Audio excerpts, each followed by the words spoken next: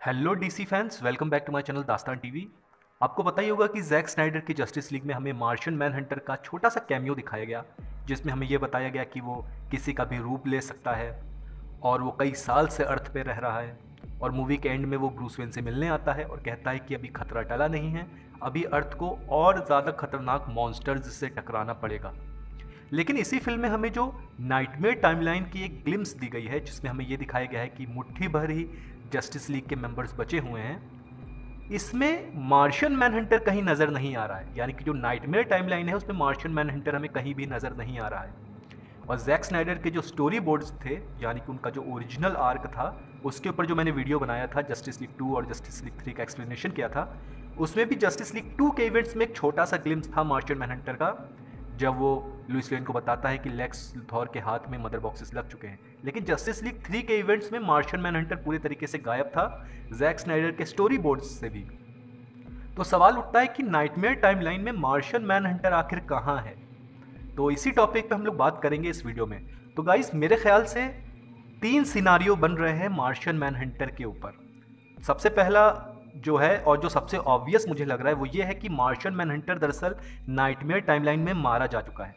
Martian मैनहंटर क्योंकि एक Martian है और उसकी कमजोरी है फायर, यानी कि आग, और इविल सुपरमैन के पास हम जानते हैं हीट विजन है। तो आई थिंक इविल सुपरमैन ने मार्शियन मैनहंटर को अपने हीट विजन से मार दिया होगा, क्योंकि यही चीज़ हमको इनजस्टिस गॉड अमंग अस के गेम्स में भी दिखाया गया था और कॉमिक बुक में भी हमें ये चीज़ दिखाई गई थी। तो पहला सिनारियो तो ये बन रहा है कि मार्शियन मैनहंटर को इविल सुपरमैन ने मार दिया।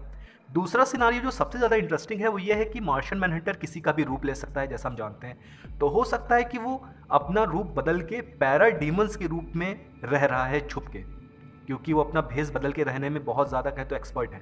हम जानते हैं कि वो एक आर्मी ऑफिशियल का भेस बना के रहा धरती पे, लेकिन सुपरमैन उससे नहीं पहचान पाया। और वो लुइस लेन के पास मार्था केंट बन के गया था, तो लुइस लेन भी नहीं पहचान पाई कि ये मार्था केंट नहीं है। तो आप देख रहे हैं ना कि मार्शियन मैनहंटर भेस बदलने में माहिर है। तो दूसरी थ्योरी ये है कि शायद वो पैरा डीमन बन के रह रहा है और सही वक्त का इंतजार कर रहा है अपने आप को शो करने का। लेकिन गाइस, प्रॉब्लम यहाँ पे क्या है, आपको याद होगा जस्टिस लीग 3 के इवेंट्स में जब जो जस्टिस लीग मेंबर्स बचे होते हैं वो मदर बॉक्स को चुराते हैं, तो अगर मार्शियन मैनहंटर सच में जिंदा होता तो वो जस्टिस लीग मेंबर्स की मदद कर सकता था। यानी कि वो डार्क साइड का रूप ले लेता थोड़ी देर के लिए, या इविल सुपरमैन का रूप ले लेता थोड़ी देर के लिए और उन्हें मदर बॉक्स ला के दे देता। लेकिन उसने ऐसा नहीं किया।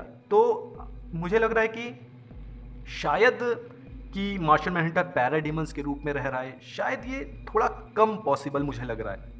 और तीसरी चीज़ ये हो सकती है कि आपको याद होगा जब मैन ऑफ स्टील में सुपरमैन और जनरल जॉर्ड की फाइट होती, तो मार्शियन मैनहंटर उस वक्त भी मौजूद था अर्थ पे, क्योंकि वो एक आर्मी ऑफिशियल था, लेकिन तब भी उसने इस फाइट में कूद के सुपरमैन की मदद नहीं की थी। तो हो सकता है कि डार्क साइड ने जब अर्थ का टेक ओवर कर लिया हो तो मार्शियन मैनहंटर शायद होप खो चुका हो। उसे लग रहा हो कि शायद अब इस चीज़ को बदला नहीं जा सकता और शायद उसने फिर अर्थ छोड़ दी हो सकता है मार्शियन मैनहंटर ऐसा करे। तो ये 3 सिनारियो गाइज मुझे लग रहे हैं। तो आपको क्या लगता है इन 3 में से कौन सा सिनारियो पॉसिबल होगा कि मार्शियन मैनहंटर आखिर कहाँ है नाइटमेयर टाइमलाइन में? या आपको लगता है कि कोई और सिनारियो भी बन सकता है? प्लीज़ कमेंट सेक्शन में ज़रूर बताइए और डीसी वीडियोस के लिए मेरे चैनल को सब्सक्राइब करिए।